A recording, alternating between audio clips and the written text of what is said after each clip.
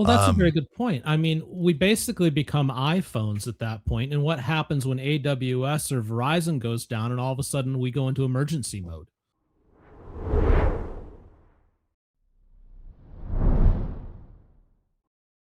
So you Yep. want to tell us what we're talking about, Bethy? All right. Are you ready, boys? No. Yes. Well, Okay. ready All as right, I we're could already be. disagreeing. This is good. All right. Elon Musk has said in reference to Neuralink, if you can't beat him, join him, focusing on the societal, environmental, and political implications. Are brain computer interfaces inevitable progress, or are we crossing a line where innovation becomes coercion and humanity starts playing God? And does joining them actually preserve freedom, or does it simply delay losing it? Okay. So you're starting us out with a softball here today. Exactly. Not egg prices. Nope. Oh, well, that kind of has to do with aliens, I suppose, because that's what we're going to turn into if we actually integrate with the machine. From the man of faith, God-fearing standpoint, that if you've followed me on TCF long enough, you you know that I live. I'm not a fan. I can see some practical use for Neuralink if it can get those who have like spinal injuries and stuff to be mobile and to be able to walk again and things like that. But if you want it just so you can open up 55 windows of 55 windows of Asian porn right in your mind, I think we have a problem. What do you think, Mike? First of all, it should be like Latina porn. Thank you. But second, the real issue here is, first of all, I have no problem with Neuralink in a very limited scope. Like, for example, this show is called In the Blind because we don't know what we're talking about. But also, part of it is I'm a blind guy. Well, legally blind guy. I think for people with visual disabilities or for maybe hearing loss or other things that there's some kind of connection issue with the brain, I think this could be a great thing. I have no problem with that part. I will agree, however, that turning this into basically the Matrix, it definitely scares me. This is just like when, 30, 40 years ago, the debate about genetics was there and creating the perfect person and whatever perfect person meant. And we got into the eugenics and it kind of had that flavor of, the perfect race and all that sort of thing. This is kind of that in a completely different way. Like, we're going to engineer the perfect brain. We're all going to turn into these automatons.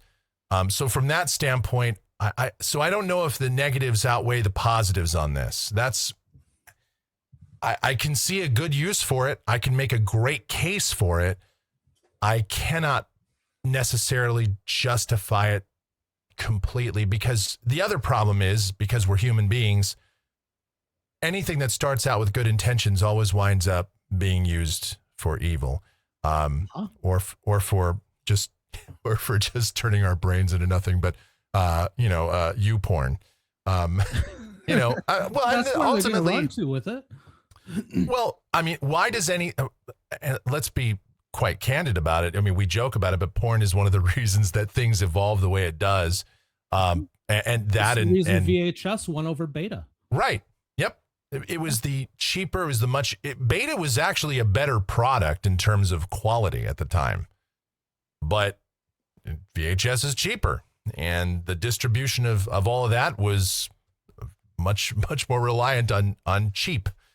So again, I mean, I almost hate to say that I mostly agree with you, Dan, but I mostly agree. Again, I see limited cases where it's very useful, and I hope it does happen. Bionics and all that sort of thing. We've talked about that for years, and virtual reality helping people, but I think this is maybe a bridge too far. I think so too. I mean, I know what Elon says, and he says it's a beat him or join him. I think you even read that. Yes. Yeah. His quote is, if you can't beat him, join him. Yeah. And I can understand where he's coming from there, because I think that AI is inevitable, and at some point it's going to become more and more controlling over us. It might already be there. One of the things that is constantly bandied about that I tend to agree with is that the government and the military tends to have things that are 10 to 20 years ahead of what we get. Yes. So it does make you wonder what this thing is really capable of, because it has to be more than what we're seeing. So, and if Elon has seen that, and he hell, he probably helped develop it. But Well, he has high level clearance still. yeah. So I mean, if he's seen it, then he might be speaking from a point of fact, at least in his mind, of where we're going to have to join with this thing or we're going to be eliminated. But I think at that point we cease being human, because one of the things that makes us us is our individuality. There are no two of us that are the same. We all have different hopes, dreams, likes, all of these things. But if you combine us with a machine, the next thing that happens is we become a hive mind. Yeah. And, well, the Borg is really cool on Star Trek. I don't think it's super cool for real life. It wasn't super cool on Stranger Things. No, Yeah. Hive Mind did No. not work on Stranger Things either. That's a very No. good point. Oh. So, What about environmental implications? well, if the machine takes us over and we become Neuralink, then I believe we're walking down the Matrix version of the future at that point, and we're all batteries. So, that might be better for the environment at that point. I wonder, yeah, how much power is this going to consume? Yeah, we're going to basically all turn into AI slop. That's eventually what's going to happen. They're just going to beam advertising right into our brains. This is, to me, I'm trying to think of the positive sides of this and how this can help beyond just disabilities, or help people beyond, cognitive issues and late stage cognitive decline, Alzheimer's, all that. I mean, I'm sure we could help with all of that. That's all great. I'm really trying here. But beyond that, I'm still struggling. And the whole if you can't beat them, join them thing, I don't know if I like that quote either, because from a business standpoint, yeah, sure, that's fine. But from a society standpoint, what that creates is a race to the bottom. I mean, that, yeah. And we already have enough of that going on elsewhere. I don't think we need that from from the richest guy in the world, either. And, again, well intended, but that's how the road to hell is paved. Oh, yeah. And as for AI, by the way, just a side. So here's how AI is already evolved and is taking away from humanity. It's funny that this is even brought up at all, because my brother sends me a text last night that one of the radio stations here in Phoenix just changed formats, and they went to an alternative rock format, and the station is run, or is all the jocks, the personalities are all AI. It is the first station in the country to do that. And as somebody, in the broadcast biz for many years, kind of on the periphery of the broadcast biz, I think we were already in the death spiral. That is the beginning of the end of everything for the radio biz, which it was already, in the prapper. So honestly, you might be talking about the end of the YouTube biz here as well, because I was thinking as you were talking, you brought up that we were all going to be AI slop. My whole shtick on YouTube is I am not AI slop. I'm like a real walking, talking human being. That's a frightening way to put it in my mind. And yes, the whole thing about race to the bottom, that's incredibly true. And for me also, I hate to be Captain Negative here, but I'm going to be anyways. Is it even right for us to use this kind of technology to quote unquote fix people. I know you can make the case for it, but I've got to ask the question, just because you can do something, should you do something? Right. Is there a point where it's wrong to play God? Is there a point where you just have to accept your lot in life? Because everybody's going to have obstacles. And yes, some of them are more difficult than others. And I speak as somebody who's got a family member who has lived almost her entire life in a wheelchair. So I get from watching this happen within our family that different disabilities, they're definitely life changing for sure. But she has also led an incredible life. She's in her 60s now. She was paralyzed at 16, I think. 15 maybe, in a gymnastics accident. But she's lived well. Should we just accept what we have and just learn to live well with it, and say no to this sort of thing? Because what are you giving up? Is the ability to walk, or the ability to be more cognitively aware, or whatever the case may be, whatever the Neuralink's going to fix for you, is that worth your humanity? Because I think that's what gets taken away. Right. We're not talking about, we're not talking about the debate over stem cells. And I think that was mostly a positive. And now we use stem cells, and we use either, embryonic or adult stem cells or whatever. I mean, I think there's a case. I know people said, well, that was the end of society and that's the end of humanity. But I think there's a huge, huge mega difference between that and Neuralink, especially because one is actually biological, the other is a computer. Right. So, yeah. Right. One is our own cells or cells of other humans still being integrated. This is a computer.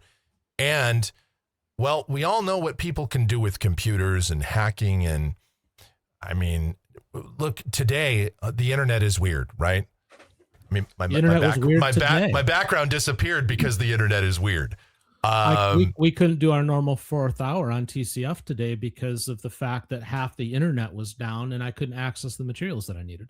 So the zombie apocalypse will occur if someone decides to do a denial of service attack on Neuralink, right? So we're all going to just, or we'll be all programmed just to, destroy somebody or become this group of robots, basically, like biological robots, essentially. Well, that's a very good point. I mean, we basically become iPhones at that point. And what happens when AWS or Verizon goes down and all of a sudden we go into emergency mode? Yeah. And all we can do is dial 911. Yeah. Help me. System inoperable. Stop. So that's what I worry about. So I don't know. This was what I guess, again, I wanted to, I wasn't going to sit here and artificially gin up controversy, Dan, because I really mostly agree. Like I said, there are good case uses here, but they just don't. They don't outdo what's best for society as a whole. And not to use the old greater good and all that argument, but that's what this really is I don't think the greater good is served by some fringe cases. And that's somebody that's sitting here with a visual disability, which who knows if this could actually help with that. I don't know if it could or not, probably not, but maybe. I mean, I don't know. I don't know, but if it could fix your vision, would you want it? Or are you happy with who you are? Can we have a third option or? Well, because I would love to wake up tomorrow and have a perfect vision. I'd love it. It'd be a game changer, but I think in this case, the price might be too high. If I was just being selfish, I'd be like, yeah, hell yeah, bring it on. Hook me up, doc. Let's put it in. Give me computer brain.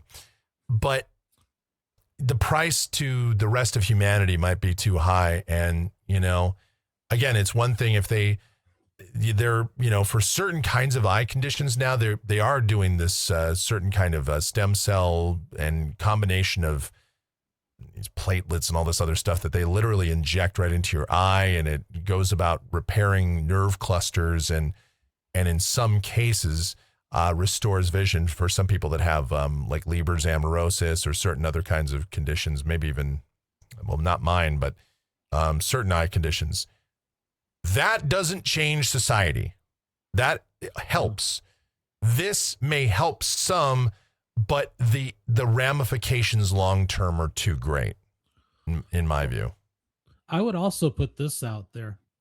So you say it might help individuals, and I would agree with that. But I think you also have to ask the question, it would help individuals, but at what cost to them? Because here's what I would argue: in the time that I have known you, I personally believe that a lot of who you are has developed because of the obstacles that you have faced. Now, you can Right. tell me that I'm wrong, but that's what I think.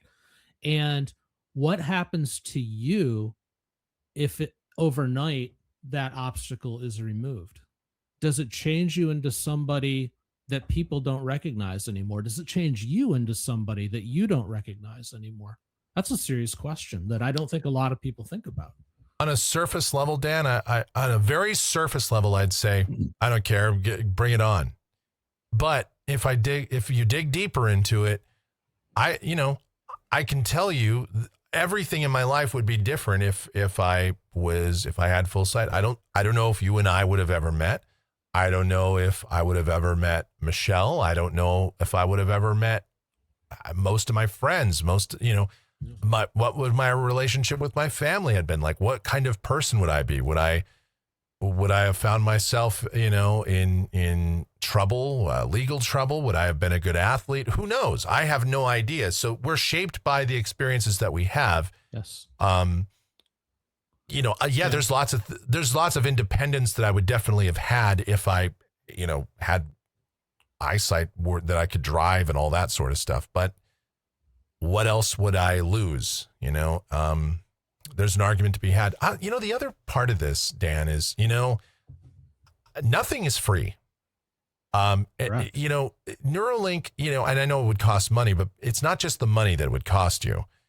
You are under somebody else's control no matter what. You can buy Windows, but Microsoft, if somebody really wanted to, they could screw over your Windows, especially because, these updates, they could do whatever they want. They could take down your operating system, iOS, all that stuff. It can be taken down.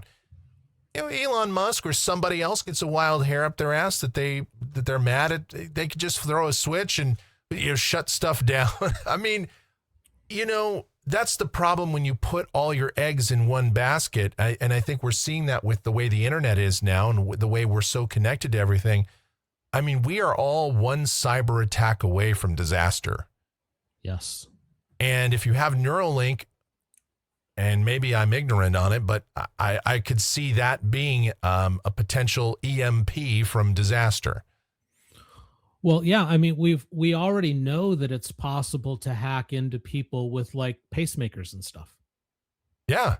Because they call in. There's a point where those can be hacked and somebody can be killed. So this is just that on steroids at the end of the day. And kind of like you were saying before too, I wanted to bring up when you talk about how, would you have met me? Would you be doing what you do? All these kind of things, that kind of feeds back to, and I know I've said this before, that your life is a tapestry. And when you start pulling at the threads, the whole thing unravels. And I would worry about this kind of technology just doing that very thing. It starts to pull at the threads of who you are, of how your life is developed, and then you fall apart. I think the only way this would work and like be universally accepted would probably be if it was implanted at birth. And that would be the last thing in the world I would want. That's scary. That's a whole other set of messed up right there. Now you before we started the show, a little background. We were talking a little bit of Aldous Huxley and George Orwell and Rod Serling all getting together and creating kind of the society that we're sort of seemingly heading toward. Boy, that would really push down on the accelerator for that, wouldn't it? It really would, yeah. Oh, it's a beautiful baby boy. Beep, beep. I am a boy. Like, you just throw a switch. Oh, the olden days when all they used to do was cut off foreskin. Now they're, shoving computer chips in your brain too. Yeah. I don't know. Well, our 20 What if, minutes is what almost if it's up for this defective? one. Yeah, that's a good point. Wow. And how often do they have to replace stuff? I mean, computers, I mean, one of the computers I have here in Studio B, I've had for about 9 years, and the other one is not even a year. After a while, stuff starts to wear down. I got a fan making a bunch of noise in this one over here. I mean, what's the life expectancy on this? That's fair. Well, I guess to wrap it up, my position on it is hell no, 100% no, just based on the price of computer components alone. And I'm 99% no. 99%. Okay. Yeah.